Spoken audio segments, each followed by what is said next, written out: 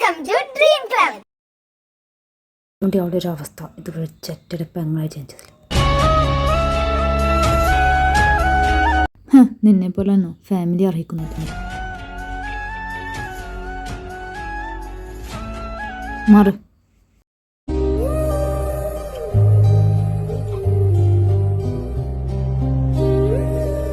കാശി പോട്ടടാ, അത് വിട്ട് നീ ഇങ്ങനെ കരയില്ലേ?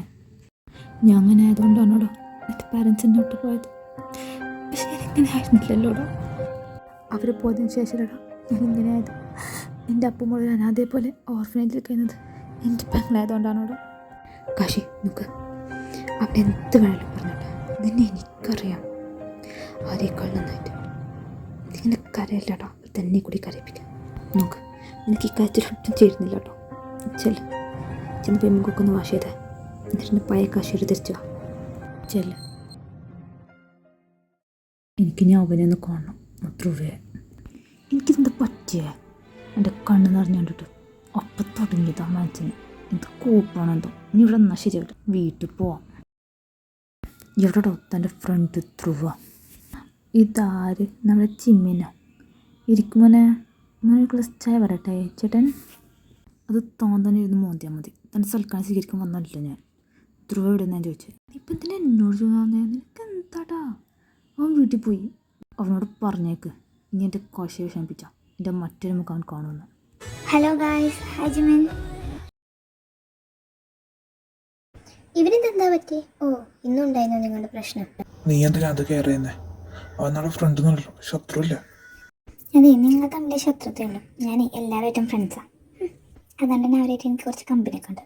അതൊക്കെ പോട്ടെ, ആ റാമോടെ എത്ര നേരം ഞാൻ വിളിക്കുന്നറിയോ? ജിമ്മേ, അവിടുന്ന് എനിക്കൊരു കാര്യം പറയണം. ഞാൻ നിങ്ങളുടെ ആരോ ഫ്രണ്ട് തന്നെയല്ലേ? ഞാൻ ആലോചിച്ചിട്ട് പറയാം കേട്ടോ. ജിമ്മേ, നോക്ക്, തമാശ വിട്. കാശിയുടെ അച്ഛനും മരിച്ച കാര്യം നീ എന്നോട് പറയാഞ്ഞേ? നിങ്ങളുടെ കാര്യങ്ങളൊക്കെ പറയാൻ പറ്റിയ ഒരു ഫ്രണ്ടായിട്ട് നിങ്ങൾക്കെന്നെ തോന്നിയിട്ടില്ലേ? അതല്ലടാ, കാശിക്ക് പോയി വിശ്വസിക്കാൻ പറ്റിയില്ല എൻ്റെ അച്ഛനും അമ്മയും മരിച്ചു പോയിന്ന്. ഇപ്പം തന്നെ തുഴുവത്ത് പറഞ്ഞോണ്ടോ അവനൊക്കെ തകർന്നു പോയത്.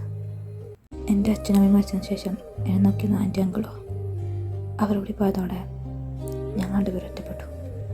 അവൻ്റെ പെങ്ങള് ആൻറ്റി അങ്കിളും പോയതോടെ ഞങ്ങളുടെ പഠനം പാതയിൽ ഉപേക്ഷിച്ചു.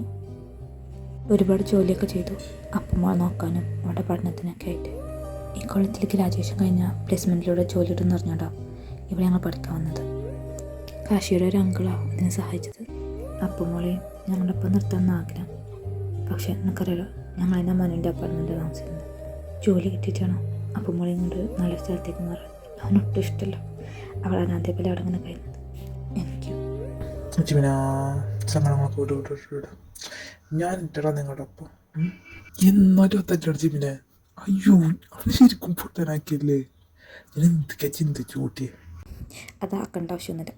ഈ അല്ലെങ്കിലേ മണ്ടന ടാ പോടോ. അല്ലെങ്കിൽ അവളെ തന്നെ അർഹിക്കുന്നില്ല, അത്രേ ഉള്ളൂ. അതത്രേ ഉള്ളൂ.